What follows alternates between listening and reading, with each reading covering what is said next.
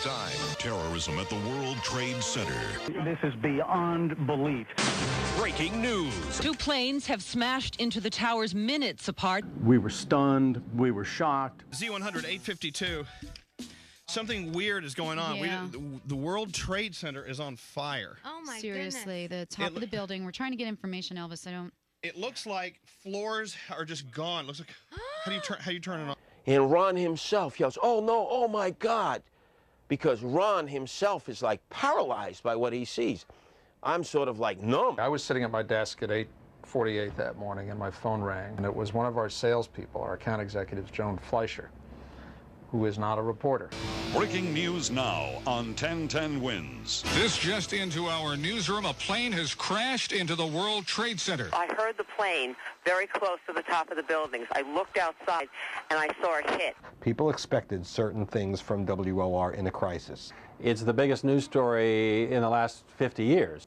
And it was raw emotion. Police vehicles and emergency service vehicles and fire trucks keep speeding past me. I managed to hop into an emergency services vehicle and got across the Brooklyn Bridge. I made it all the way to Warren and West Broadway, where a number of cars are on fire in the middle of the street. But then I start kicking in with Ron that, hey, this could be an act of terrorism, and he chides me. He says, wait a second, you remember Timothy McVeigh, you remember Murtaugh, you remember the first reports, a swarthy Middle Eastern type, meantime was a corn-fed, white, all-American, blonde-head, blue-eyed devil who did it from the heartland of America. Right away I thought terrorism, but you know, I'm a talk show host, I'm cynical. Clearly, we're in the middle of the worst ever act of terrorism directed at the United States on domestic soil, and it may not be over. You're trying to describe the worst terrorist attack in U.S. history, and you're watching it.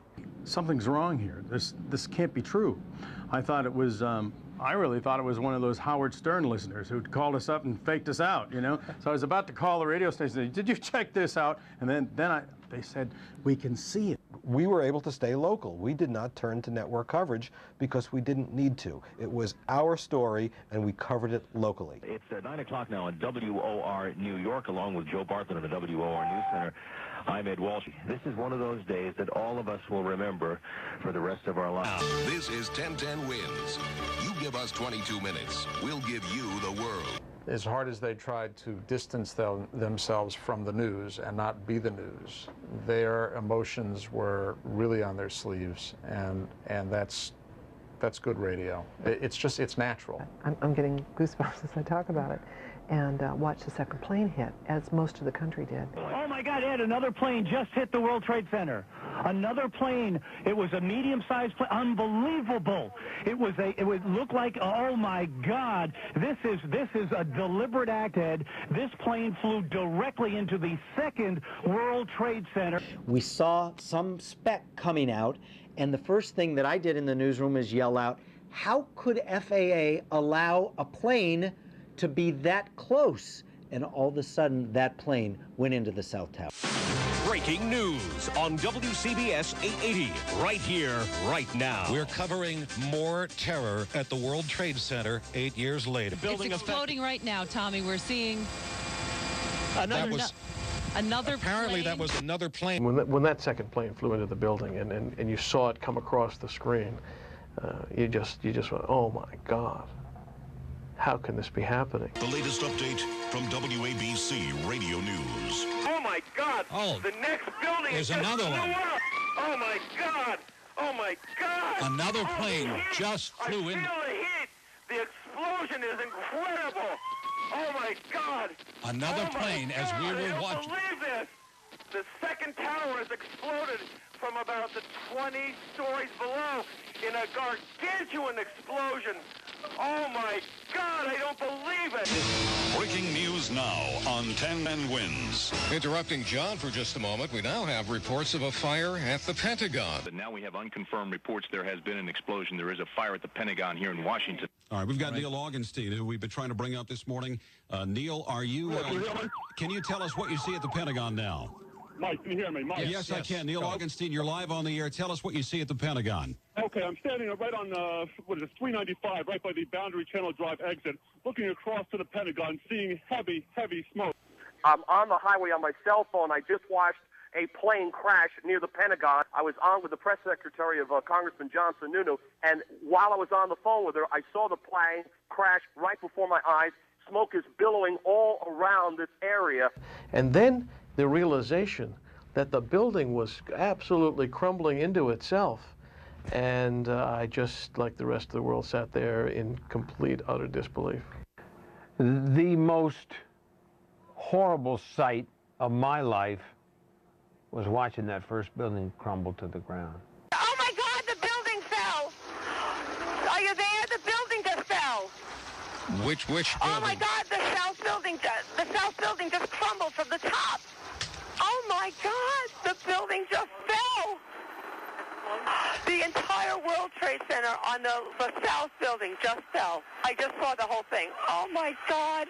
Nobody knew whether these buildings were falling like this or falling in on top of themselves, so that the terror was to try to calculate how far does a 110-story building fall and how fast can I run? I saw the tower go down, and I'm standing there feeling helpless, wanting to cry, and also wanting to be strong and do something. It was so chilling that our anchor at the time, Lee Harris, as objective as he tried to be, as journalistic as he tried to be, the anguish in his voice was unmistakable.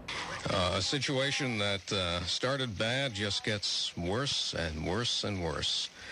The World Trade Center, South Tower, which was hit by a plane and racked by an explosion approximately an hour ago, has totally collapsed. This is WABC, New York. A large plane crashes in western Pennsylvania. If this is indeed connected to what has happened here this morning, it is quite clear that the United States is under attack. Our reporters arrived right before the second tower was hit, and we were scared to death that we were going to lose one of them. And then when that second tower came down and we lost all communication with our reporters, as a general manager of the radio station, I had this excruciating pain in my stomach that I had sent some of my own people to their death. As I look out, it looks as though the building is going. Is that the building going down? Is that the second building of the World Trade Center going down? Yes, that is the second. That is the second tower. That is the second tower. Down. It's a huge plume of smoke that came out of the middle of the building, and then the building just disappeared in the smoke. It is an incredible sight. People around me are taking a look. I cannot even describe it. It is one of those rare moments where you just can't describe it. It looked as though it was a puff of cloud, almost like a firework explosion of cloud. No noise with it. And then all of a sudden, I just blinked my eyes. I looked back, I might have heard the people in the background going, "Oh my God!" And the second building appears to have gone down. Yes, you're absolutely right, Ben. That is the second building that has gone down. I can hear you. The rest of the world hears you. And the people who knock these buildings down will hear all of us soon.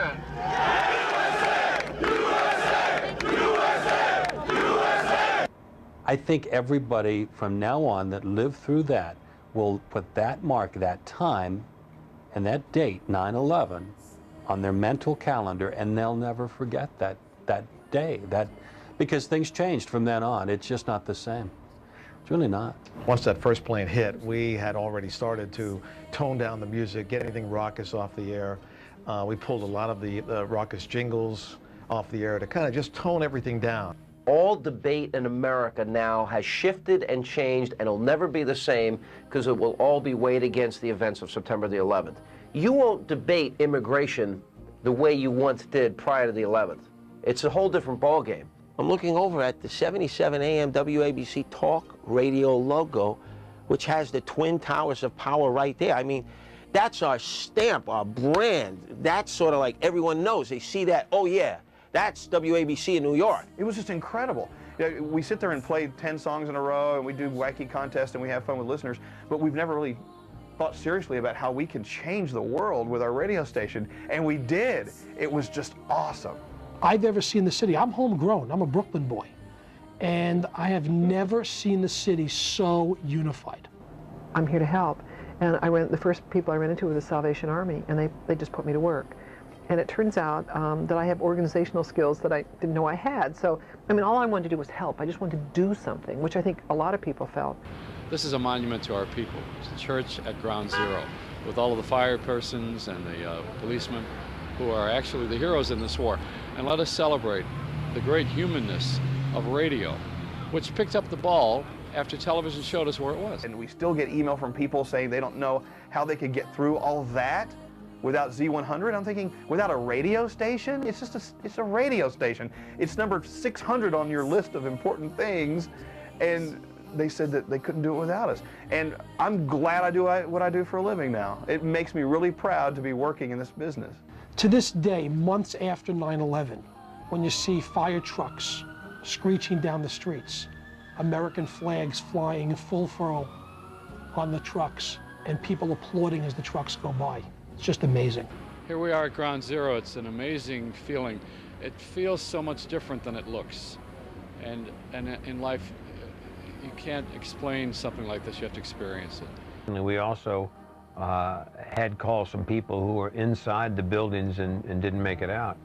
It's the most memorable broadcast day of my life. We're using television to show radio. On the morning of 9/11, radio showed us television. And we have that common bond, although it's a reversal of roles. And I would like to think most of the healing is taking place on radio because of the nature of what we do, which is intimacy. And the word says it all. Into-me-see. Intimacy.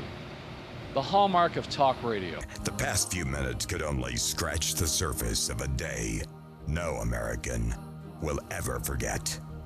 God bless you for all that you have done and all that you continue to do. And may God bless America. America, America.